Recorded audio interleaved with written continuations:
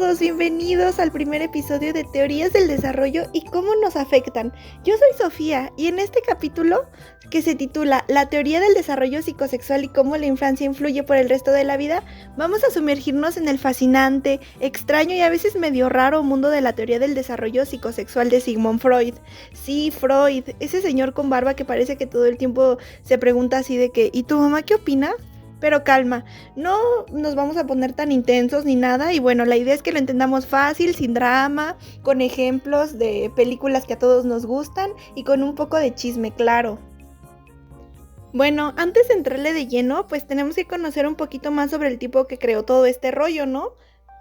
Sigmund Freud nació en Freiberg, Moravia, lo que hoy sería más o menos República Checa, en el año de 1856, pero vivió la mayor parte de su vida en Viena, Austria. Fue médico neurólogo y básicamente el padre del psicoanálisis. Fundó esta disciplina a principios del siglo XX y revolucionó la psicología con sus ideas súper controversiales. Y es que realmente esta teoría era muy escandalosa para su época y ahora vamos a ver por qué. De hecho, incluso tenemos algunos ejemplos que nos dicen por qué fue tan escandalosa en su época, pero ahora los veremos. Freud creía que gran parte de nuestra personalidad y de nuestros conflictos se originaban en el inconsciente, esa parte de la mente que no controlamos y que muchas veces ignoramos. También desarrolló sus conceptos súper conocidos como la del líbido, el ello, el yo y el superyo, y por supuesto, la teoría del desarrollo psicosexual que vamos a explorar hoy. Y está muy padre esta parte porque el ello, el yo y el superyo me parece a mí que es un refrito del refrito del refrito. No porque no sea original ni porque no tenga base científica, sino porque me recuerda muchísimo a la teoría de Platón sobre el áuriga, el caballo bueno y el caballo malo, así algo que nos guía, la parte más carnal de los deseos y la parte consciente de nosotros. Eso me parece, no sé si un refrito, pero me parece interesante decirlo. Porque a lo mejor que se mencione tantas veces no es coincidencia, a lo mejor hay algo más de lo que no estamos viendo. Y bueno, con las bases científicas que tiene Freud es más que real, ¿no? Un dato curioso sobre mi ídolo Freud es que también fue pionero en el uso de la técnica de la asociación libre, donde dejaba que sus pacientes dijeran lo primero que se les viniera a la mente sin censura. Y pues claro, ¿de qué manera podría entender la mente si no fuera dejando que el paciente se expresara tal cual piensa las cosas? Y bueno, creía que así se podía acceder mejor al inconsciente y descubrir realmente lo que estaba molestando a la persona. Totalmente le doy la razón, ¿pero no? ¿Qué opinan? Pero bueno, nos estamos alejando. Volviendo a su teoría del desarrollo psicosexual, Freud creía que la personalidad se formaba a partir de una serie de etapas que ocurrían desde la infancia hasta la adultez. Y bueno, vamos a ver estas etapas para poder entender mejor de qué nos hablaba Freud. Ok, entonces básicamente pensaba que desde que nacemos hasta que somos adultos pasamos por una serie de fases o etapas en las que nuestra personalidad se va formando o deformando, depende de cómo lo quieras ver. Cada fase está relacionada con una parte específica del cuerpo donde se concentra la energía sexual o líbido. Freud creía que si en alguna de estas fases se quedaba algo incompleto, podía afectar nuestra personalidad de adultos. Pero bueno, tranqui, vamos por partes. La primera fase es la oral de los 0 a 1 año. Aquí todo es sobre la boca, y no porque el bebé quiera dar discursos filosóficos como yo ahorita ni nada de eso, sino porque su principal fuente de placer es comer, chupar, morder, ya saben, básicamente todo lo que agarra se lo lleva a la boca. ¿Por qué? Pues porque siente placer explorando el mundo así. Freud decía que si algo sale mal aquí, por ejemplo, si el bebé no recibe suficiente atención o alimento, o al contrario, si se le da en exceso, eso se reflejará más adelante. Podemos ver un ejemplo de esto, que si alguien tiene una fijación oral, podría volverse dependiente, inseguro o tener hábitos como morderse las uñas, fumar, comer en exceso. Es como si esa necesidad nunca se hubiera satisfecho del todo. Y ni se satisfacerá a lo largo de la vida, más que obviamente si se trabaja en terapia. Pero bueno, pasemos a la siguiente fase. Como segunda fase tenemos la fase anal, que va de 1 año hasta 3 años, o sea, de la boca al otro extremo literalmente. Ahora el placer tiene que ver más con el control y la expulsión de los esfínteres, o sea, sí, la popó. Aquí los niños empiezan a descubrir que pueden controlar algo entre comillas. O sea, según Freud, esta etapa tiene mucho que ver con aprender a ser independiente, a controlar el propio cuerpo y de paso a desafiar la autoridad de los adultos. O sea, si los papás son muy estrictos o muy relajados con este asunto, puede generar problemas. Por ejemplo, alguien que creció con una educación súper rígida puede desarrollar una personalidad obsesiva con el orden o ser muy tacaño.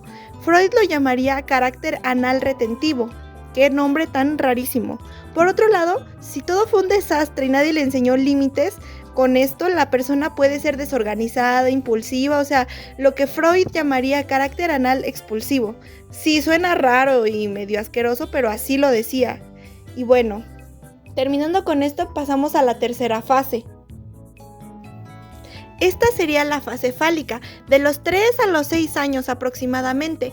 Este es el momento en que el señor Freud se pone un poquito raro, pero es gracioso de escuchar a la vez. Y muy interesante, claro. Quiero enfatizar mucho en esta fase ya que fue la más controversial en su tiempo y a la vez es uno de los puntos focales de la teoría psicosexual.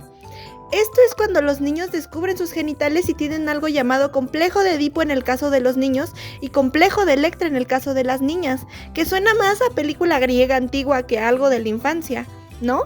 O sea, según Freud, los niños se sienten atraídos inconscientemente por el progenitor del sexo opuesto y en conflicto con el del mismo sexo.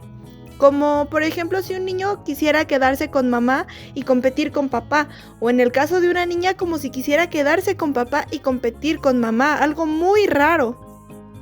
De esto daremos varios ejemplos.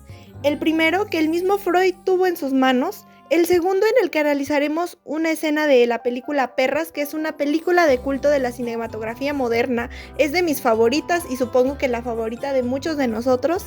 Y por último tendremos una sección de chisme, así es, les contaré un story time personal que analizaremos desde la teoría freudiana. Va a estar padrísimo. Bueno, para que podamos ver de cerca cómo esta fase afecta a una persona, quiero empezar ejemplificando el complejo de Electra con el caso de Dora, cuyo nombre real era Ida Bauer. Este caso es de uno de los más famosos estudiados por Freud y se presenta en su obra Fragmento de un análisis de la histeria de 1905.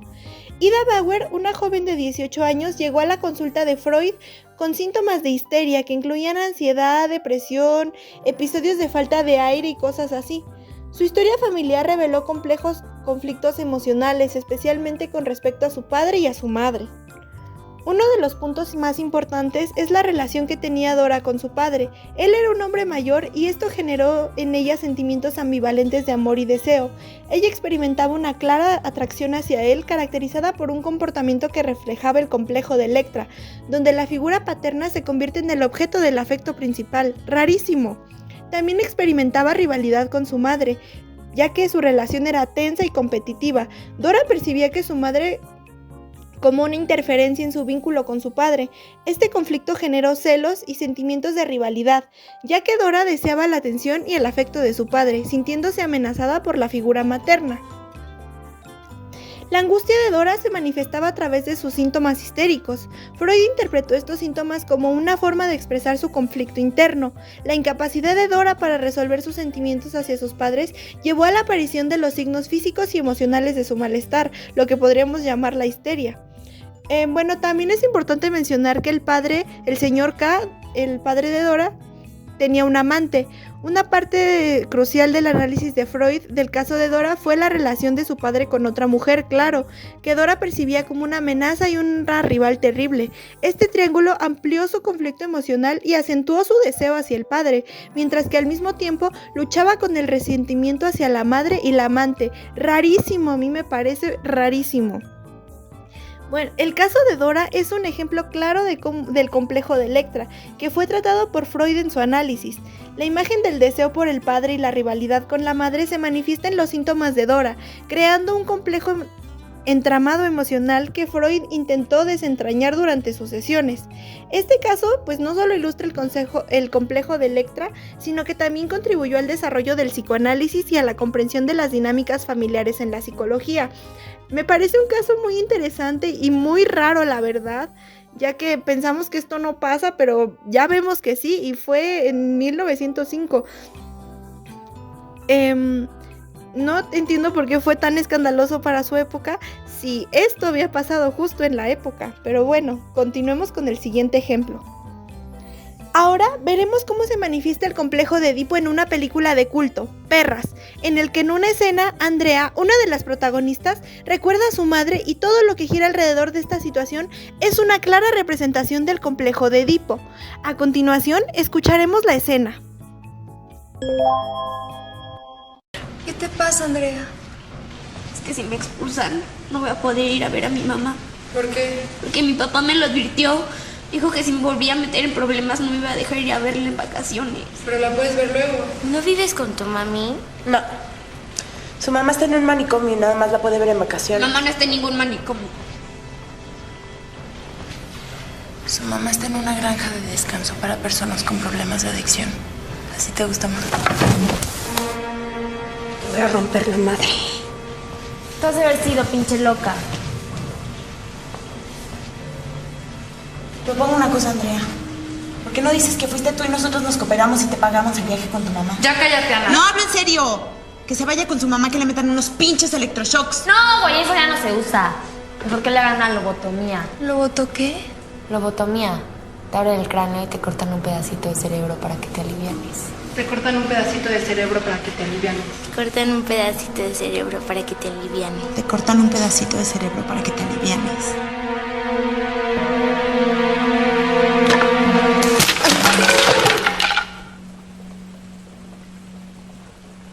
Me gusta estar sola, desde niña lo estaba.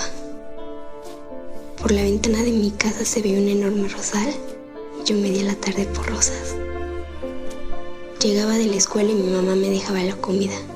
Yo me la calentaba o me la calentaba Lupita, la sirvienta.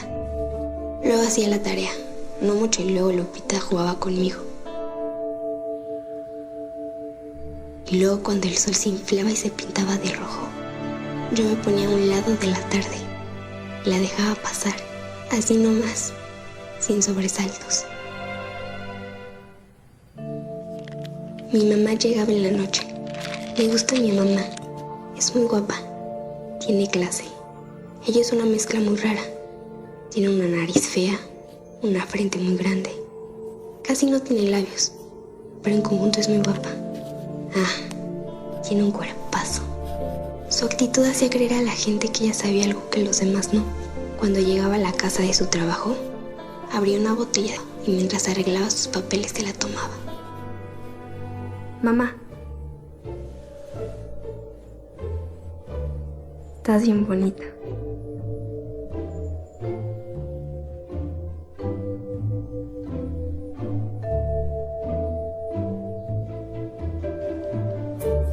Dos por 1, 2, 2 por 2, 4, 2 por 3, 6, 2 por 4, Cállate. 8, 2 por 5, 10, 2 por 6, 12, 2 por 7, 14, 2 por 8, 16, Cállate. 2 por 9. Era muy cariñosa al principio de la peda, pero luego era agresiva. Ella ladraba, pero yo ladraba más. Yo siempre aguantaba más gritando. ¡Cállate! 6, 12, 2 por 7, 14, ¡Cállate! 2 por 8, 16, ¡Cállate! 2 por 8, ¡Cállate!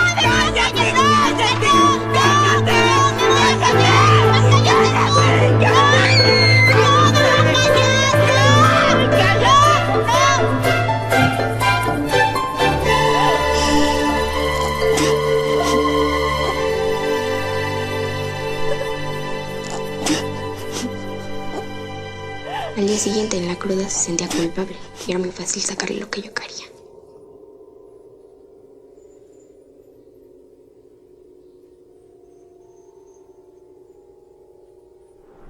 Un día llegué a mi casa y las cosas de mi mamá no estaban. Llegó mi papá por mí. Sentí algo raro. Me dijo que me iba a quedar con él. Me echó un choro de que tenía ganas de que fuera a vivir con su esposa y con mi medio hermano. Que sería bueno que viviera en familia. La última cosa que yo quería era vivir en familia. A mí las familias me hacen vomitar. Pero sí estaba bien. Si llevarnos mi mamá y yo era difícil, mucho más difícil era vivir con un señor al que casi no conocía. Su esposa y su hijo. Tengo un carácter de la chingada, no sé por qué. Mi problema más grande es que no quiero nada. Que nada me prende, que nada me emociona. Bailar sí, un poco. Con los chavos me gustan y me obsesiono. Me obsesiono hasta que son mis novios. Luego me dan hueva.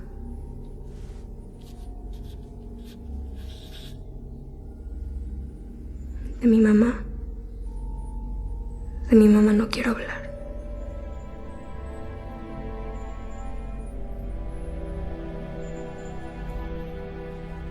Solo sé que cuando la veo siento rico. Calientito.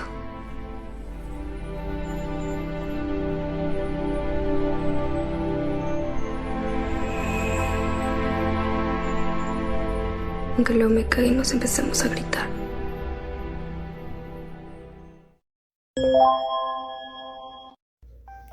Comenzando con el análisis, podemos ver cómo Andrea experimenta un fuerte apego hacia su madre, quien actualmente se encuentra en un manicomio.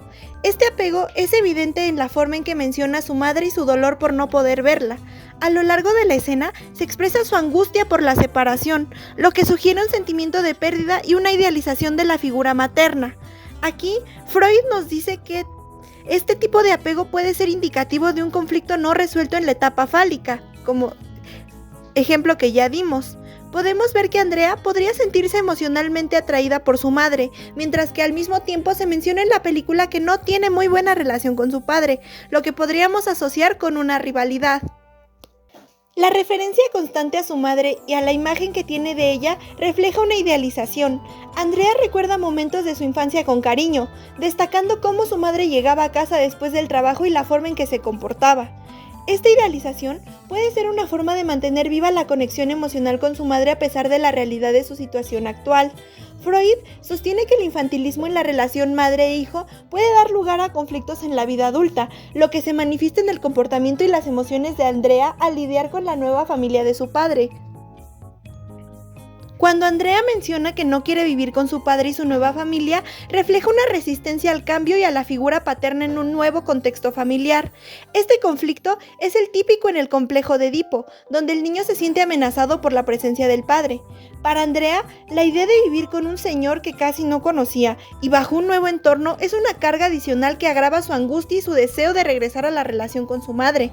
En este aspecto, la relación se entrelaza con la frustración y el sentimiento de que puede sentir hacia su madre por la ausencia, lo que se manifiesta en su rechazo a la nueva situación. Su falta de motivación y la sensación de que nada le prende o emociona también son indicativas de la lucha interna de Andrea. En este estado apático puede reflejar una dificultad de integración de la figura materna en su vida actual. Freud argumenta que los conflictos no resueltos en el apego a la madre pueden llevar a una crisis en el desarrollo personal. En el caso de Andrea, su incapacidad para encontrar satisfacción en su entorno actual puede ser un reflejo de la idealización de su madre y la falta de resolución en su relación. También en la narración se menciona que Andrea se siente culpable, lo que puede estar relacionado tanto con la percepción de la enfermedad de su madre como con la incapacidad de conectar emocionalmente con su nuevo entorno. La culpa es un tema común en el complejo de Edipo, donde los sentimientos de amor y odio hacia los padres coexisten, creando una tensión difícil de manejar. Andrea parece estar consciente de sus emociones, lo cual es un paso importante en el proceso de reconocimiento de sus propios conflictos internos. Para concluir el análisis del comportamiento y apego de Andrea hacia su madre en esta escena, vemos que se revela un complejo de emociones revueltas que reflejan el complejo de Edipo. La lucha entre el apego, la idealización, la frustración por la ausencia materna y la resistencia a la figura paterna, podemos ver que muestra un profundo impacto en su desarrollo emocional y en su búsqueda de identidad. La dinámica entre estos elementos es fundamental para entender la naturaleza de sus conflictos internos y su comportamiento frente a la nueva realidad familiar. ¡Qué fuerte!, ¿no? De verdad que esta película estaba muy adelantada a su tiempo, incluso dándonos teoría y consejos psicológicos. ¡Qué padre! Bueno, y en la sección de chisme de este podcast les voy a contar cómo fue que yo conocí a un chavo con complejo de Edipo. Bueno, pues este hombre era un hombre muy lindo, muy guapo, atractivo físicamente y con un muy buen nivel socioeconómico. Él tenía una manera un poco rara de relacionarse, era un poco creído y prepotente un poco y bastante frío y distante. Me pareció un poco raro, pero ahora veo de dónde puede venir esto. Él se comportaba de forma rara, pero no fue hasta que empezamos a salir que pude ver de cerca que él tenía este complejo de Edipo muy marcado. Bueno, podemos ver otras cosas como, por ejemplo, la etapa anal, que en el sentido de que era un poco desorganizado en sus relaciones, un poco, no sé, no le importaba mucho, también era un poco explosivo. Y una de estas prácticas raras que tenía era pues tener relaciones sexuales con sus amigos hombres de maneras raras, pero bueno, no voy a profundizar en eso. Cuando yo me di cuenta de esto que él tenía, fue un día que estábamos teniendo una conversación como cualquier otra. Entonces él propuso el tema del sexo. Comenzamos a hablar de esto y de un momento a otro, sin ni siquiera sé cómo, mencionó a su madre y que tenía pues deseos sexuales hacia ella, lo que me parece escandaloso y un gran ejemplo del complejo de Edipo. Me parece incluso más escandaloso que lo que fue la teoría de Freud en su época. Y bueno, aquí podemos ver claramente cómo esto afecta pues la mente y la personalidad de un individuo y cómo la sociedad lo rechaza. Bueno, yo en este caso soy la sociedad porque pues lo rechazo, pero no sé si esto esté mal o no, pero lo que sí podemos ver es que es un claro ejemplo de que el complejo de Edipo es algo real, y no solo real, sino incluso vigente. Y bueno, eso sería todo. Continuemos con la siguiente etapa. Pasamos a la cuarta fase, que es la de latencia, que va de los 6 años a la pubertad. A diferencia de las fases anteriores, aquí la energía sexual se calma un poco y se enfoca en otras cosas como aprender, socializar y desarrollar habilidades en general.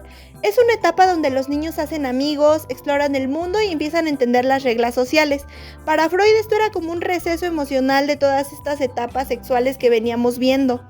La quinta fase, la fase genital, que va de la pubertad en adelante hasta la adolescencia y la adultez. El interés sexual se dirige hacia otras personas, se busca formar relaciones amorosas y afectivas saludables. Es como el gran final de todo este desarrollo. Si se superaron bien las etapas anteriores, la persona debería ser capaz de amar y trabajar de forma satisfactoria. Y por el contrario, ya vimos qué pasa cuando no se pudieron superar bien estas etapas, ¿no? Y bueno, eso fue todo sobre la teoría del desarrollo psicosexual de Sigmund Freud. Espero que no hayan quedado tan traumados como yo, o bueno, aunque sean no tan traumados como Freud. Gracias por escucharme y nos vemos pronto. Hasta luego.